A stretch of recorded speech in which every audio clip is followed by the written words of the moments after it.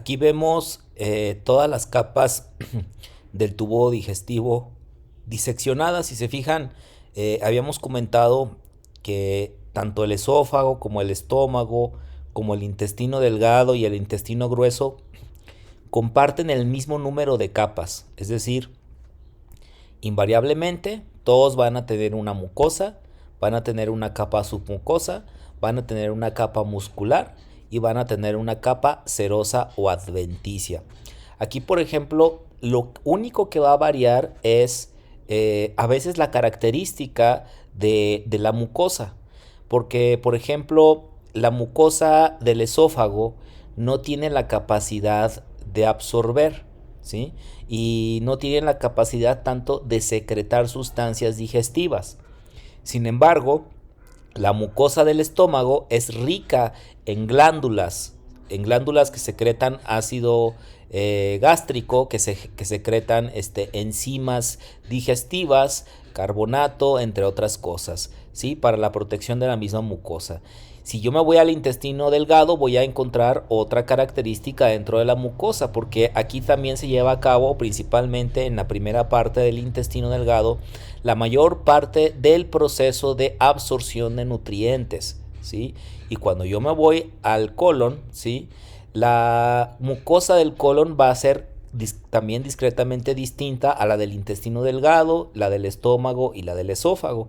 ¿Por qué? Porque aquí el intestino grueso ya el porcentaje de absorción de nutrientes es mínimo. Básicamente el intestino grueso sirve para almacenar y transportar los materiales de desechos que posteriormente serán eliminados a través de, pues sí, del recto y del orificio anal, ¿sí?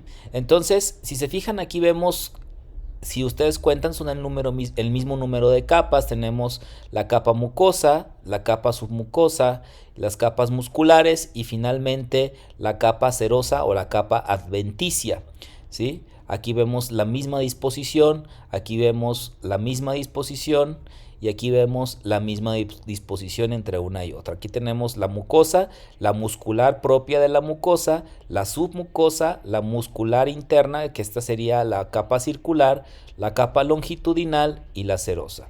Mucosa, muscular propia de la mucosa. Eh, en este caso tendríamos la submucosa, también la capa circular y la capa longitudinal. Y en el estómago lo mismo. Y aquí en el esófago, si se fijan, aparentemente no aparece la capa muscular propia de la mucosa. Pero realmente, bueno, sí está, sí está. Lo que pasa es que las fibras musculares del esófago son muy fuertes y ayudan a generar un impulso del alimento al estómago de una manera muy importante. Entonces, estas dos capas en el esófago son, pues ahora sí que las más importantes. Como habíamos visto en las generalidades del aparato digestivo, el aparato digestivo se conforma por glándulas anexas.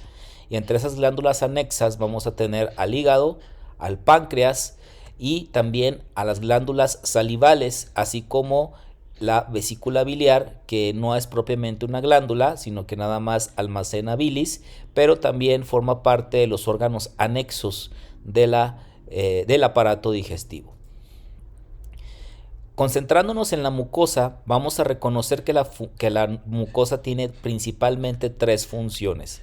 La más básica, que es la función de barrera, ¿sí? Que en este caso la mucosa va a servir como un punto de separación entre, dijimos ya, la luz del tubo digestivo.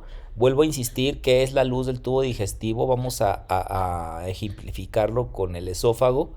Vamos a aislar el esófago para verlo lo que es, ¿sí? Tal cual. Este es un tubo, ¿cierto? El esófago es un tubo. El tubo está compuesto por paredes.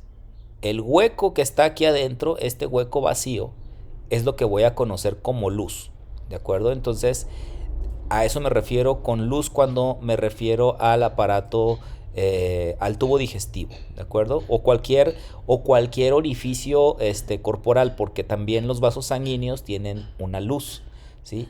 Etcétera. Entonces, La función de barrera de la mucosa es el epitelio de la mucosa separa a la luz del tubo digestivo del resto del organismo, es decir, cumple la función protectora para que los alimentos no pasen del tubo digestivo. Tiene una función secretora, como ya habíamos dicho, hay glándulas que son encargadas de secretar enzimas digestivas, mocos, anticuerpo, etcétera, y tiene una función absortiva, esto es, se genera una absorción selectiva de los productos de la digestión para posteriormente integrarlos al sistema vascular. Es decir, lo que pasa por el intestino, lo que pasa por el estómago, va a terminar en el sistema circulatorio para posteriormente ser distribuido a los órganos a manera de nutrientes.